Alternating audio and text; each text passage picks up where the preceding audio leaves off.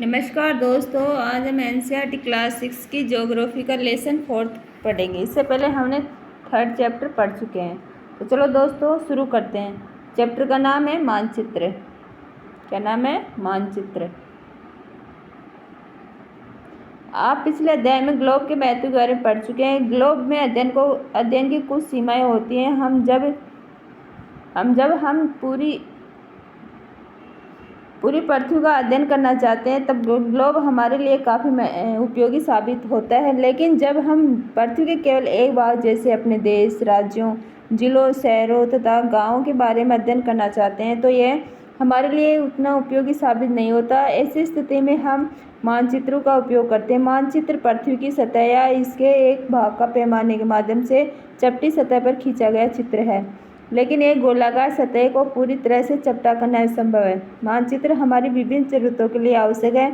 कुछ मानचित्र एक छोटे क्षेत्र को एवं कुछ तथ्यों को दर्शाता है। दूसरे मानचित्र में एक बड़ी किताब की तरह तथ्य हो सकते हैं। जब बहुत से मानचित्रों को एक साथ रख दिया जाता है तब एक एटलस बन जाता है। एटलस विभिन्न प्रकारों तथा अलग अलग पैमानों से खींची गई मापों पर आधारित होता है। मानचित्रों से एक ग्लोब की अपेक्षा हमें ज़्यादा जानकारी प्राप्त होती है। मानचित्र विभिन्न प्रकार के होते हैं, जिनमें से कुछ को नीचे वर्णित किया गया है।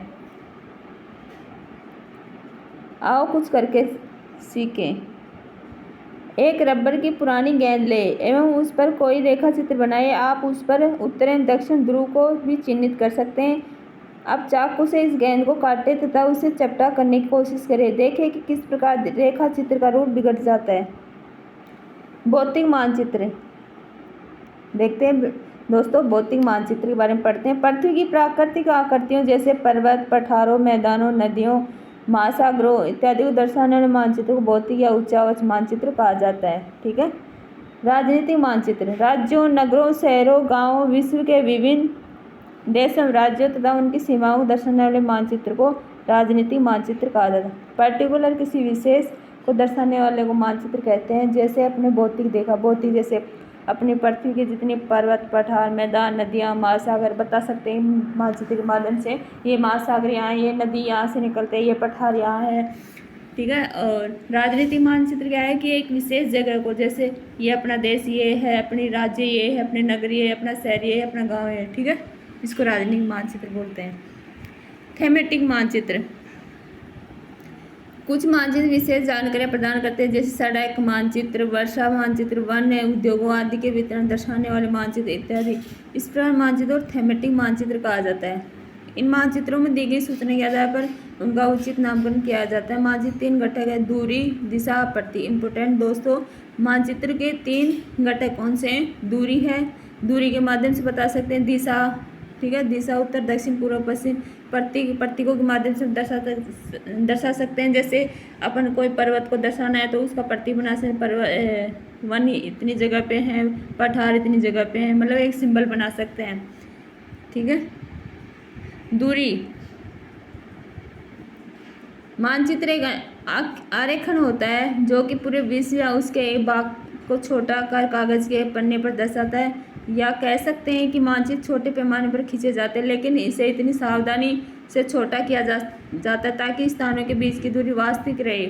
यह तभी संभव हो सकती है जब कागज पर एक छोटी दूरी स्थल की बड़ी दूरी को व्यक्त करती है। इसलिए इस उद्देश्य के लिए एक पैमाना चुना जाता है। पैमाना स्थल पर वास्तविक दूरी तथा मानचित्र पर दिखाई गई दूरी के बीच का अनुपात होता है। उदाहरण के लिए आपके विद्यालय आपके घर के बीच की दूरी 10 किलोमीटर है, जिसे मानचित्र पर 2 सेंटीमीटर दूरी से व्यक्त किया गया है। इसका अभिप्राय है कि मानचित्र 1 सेंटीमीटर स्थल के 5 किलोमीटर को दर्शाता है, मतलब 1 सेंटीमीटर को 5 किलोमीटर दूरी दर्शाता है।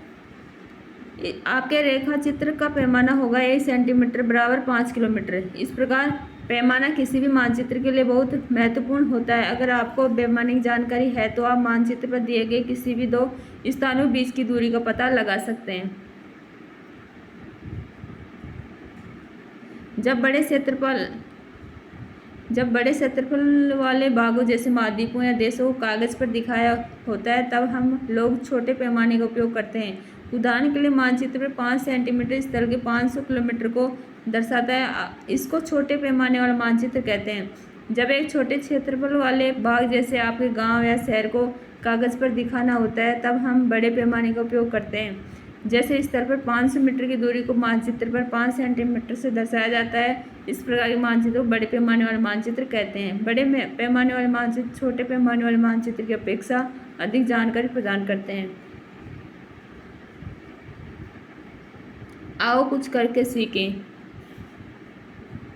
चित्र 4.1 को देखिए। वहाँ एक पैमाना बनाया है। इसका उपयोग स्थानों के बीच की दूरी मापने में किया जा सकता है। उदाहरण के लिए एक कुआं एक वृक्ष के बीच की दूरी 5 सेंटीमीटर है। इसका मतलब होगा कि वास्तविक दूरी 50 मीटर है। अब एक पोस्ट ऑफिस को ए, करीम के घर ई के मतलब करीम का घर ई से दर्शाया गया है कि दूरी 12 किलोमीटर है। इसका मतलब है कि इस स्थल पर यह दूरी 120 मीटर है। लेकिन आप एक पक्षी की तरह उठकर सीधे ई से ए पर नहीं जा सकते, आपको सड़क पर चलना होगा। अब हम लोग पैदल तय की जाने वाली ई से सी, उसके बाद सी से एम, एम से बी तथा बी से ए को मापते हैं। सभी दूरियां को जोड़ दें। यह करीम के घर से पोस्ट ऑफिस तक की कुल दूरी होगी। ये देखो, ठीक है। ये पैमाना मतलब एक पैमाने के आधार पर मानचित्र बनाया गया है। ठीक है।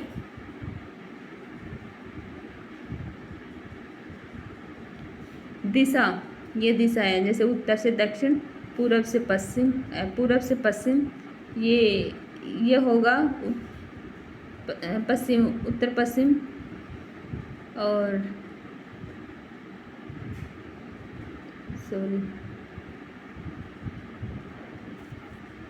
उत्तर से दक्षिण, पश्चिम से पूर्व। ठीक है। और ये क्या बोलोगे? उत्तर से पूर्व। ये बोलोगे दक्षिण से पूर्व। ये क्या बोलोगे? दक्षिण से पश्चिम।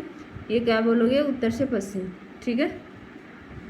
अधिकतर मानचित्रों के ऊपर दाहिनी तरफ तीर का निशान बना होता है जिसके ऊपर अक्षर ऊ मतलब उत्तरी लिखा होता है, पर यह तीर का निशान उत्तर दिशा की दर्शाता है। इसे उत्तर रेखा कहा जाता है। जब आप उत्तर के बारे में जानते हैं तब आप उत्तरी दिशा जैसे पूर्व, पश्चिम तथा दक्षिण के बारे में पता लगा सकते हैं। 4 मुख्य दिशाओं उत्तर, दक्षिण, पूर्व, पश्चिम को दिखाया गया है 4.2 चित्र में। वे प्रधान दिग्बिंदु कहे जाते हैं। बीच की 4 दिशाएं हैं उत्तर पूर्व, दक्षिण पश्चिम तथा उत्तर पश्चिम। के बीच होने वाली दिशाओं की मदद से किसी भी स्थान की सही स्थिति का पता लगाया जा सकता है। चित्र 4.1 से निम्नलिखित दिशाओं पता लगाइए। विकास के घर से सामुदायिक केंद्र, खेल के मैदान की दिशा, दुकानें, विश्वविद्यालय की दिशा। अपने ऊपर एक मानचित्र देखा, उसके बारे में बताया जा रहा है। ये अपना दिशा सूचक यंत्र है। ये अपनी दिशाओं के बारे में बताता है। हम दिक्सूचक की सहायता किसी भी स्थान की दिशा पता लगा सकते हैं। यह एक यंत्र है जिसकी सहायता मुख्य दिशाओं का पता लगाया जाता है। इसकी चुंबकीय सुई की दिशा हमेशा उत्तर दक्षिण मतलब इसकी हमेशा सुई उत्तर दक्षिण दिशा की ओर होती है। प्रतीक,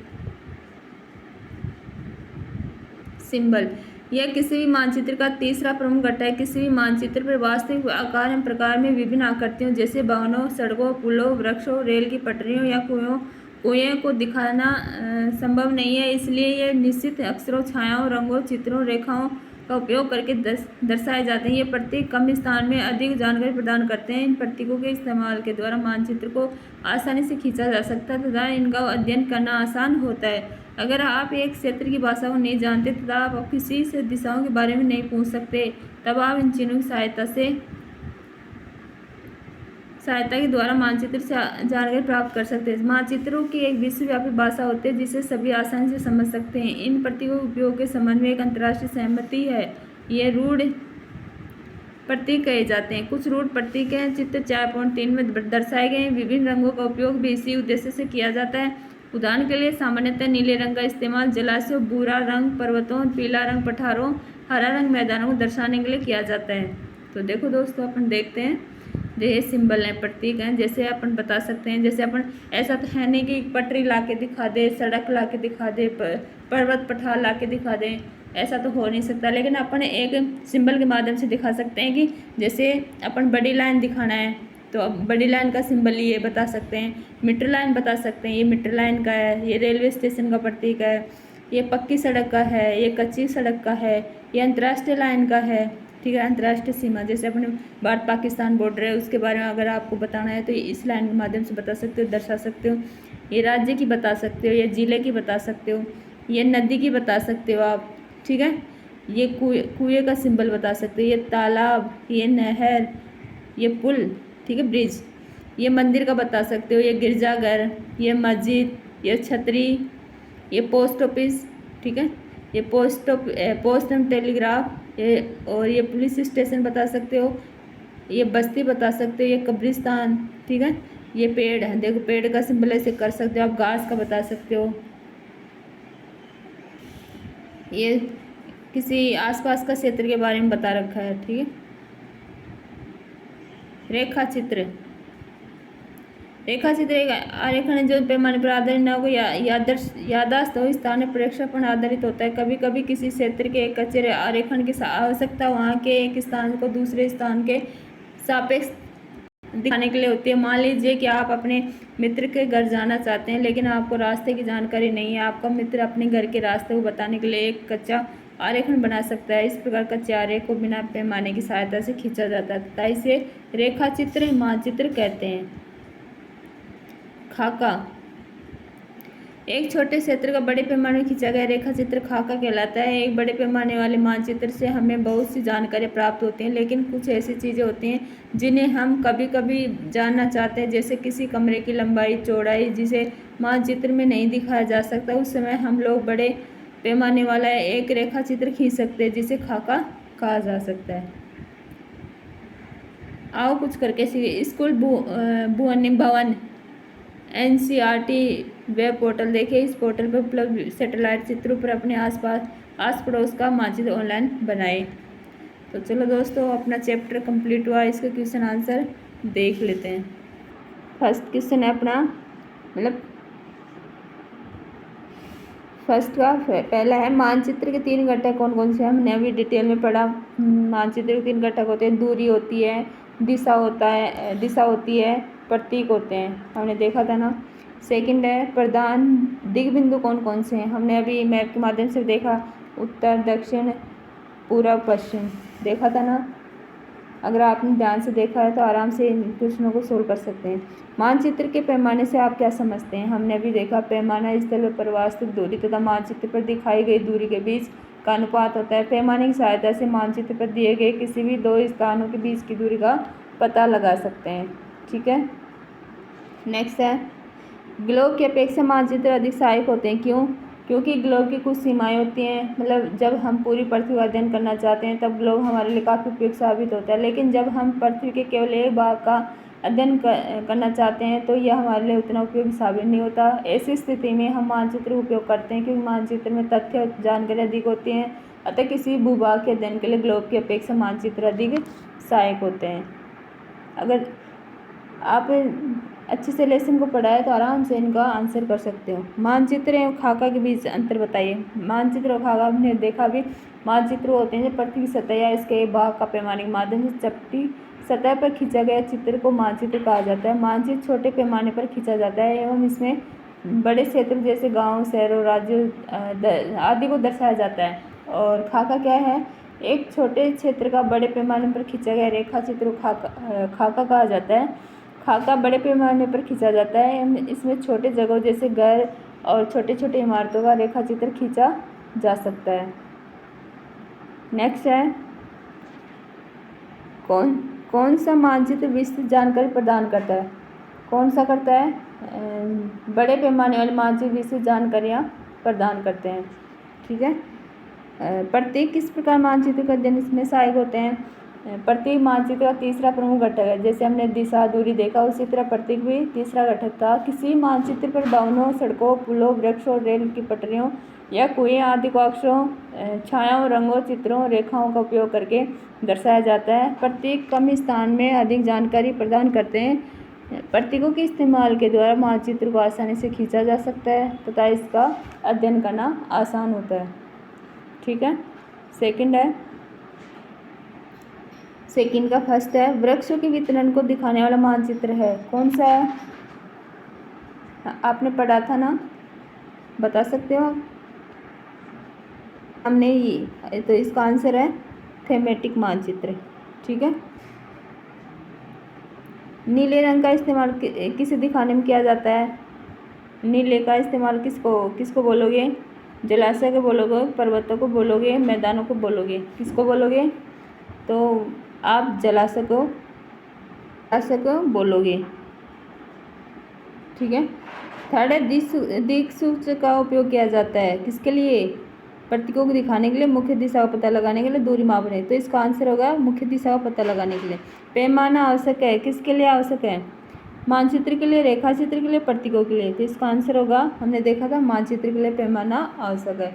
तो चलो दोस्तों, अपना चैप्टर और क्वेश्चन आंसर सोल्व हुए और मुझे उम्मीद है आपको अच्छी समझ में आया होगा। नेक्स्ट चैप्टर में जल्दी मिलते हैं। Thank you.